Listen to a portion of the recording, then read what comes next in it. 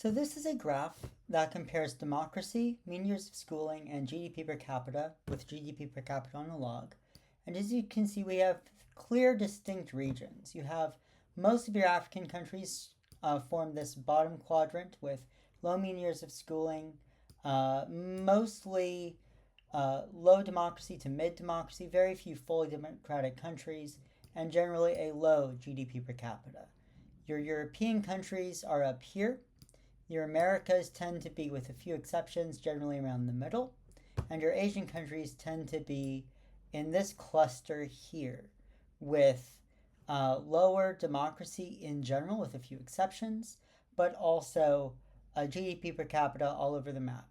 And so then you can say we could basically cluster countries based on region.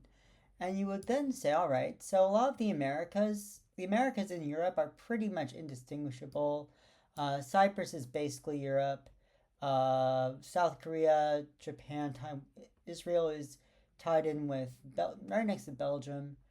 Singapore is a bit of an outlier, but close to that cluster.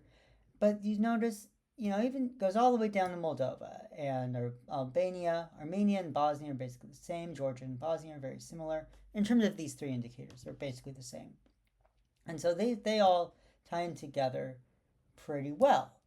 But then you have two countries that are outliers. Russia and Bosnia, Belarus, are part of Turkmenistan, Iran, and Kazakhstan. They're really based on their income levels um, and their schooling. You find that really is Russia and Belarus. They're not really European. They're actually more Central Asian based on these indicators. The only thing that makes them European is their high level of Christianity. On every other metric, Russia and Belarus are basically Central Asia.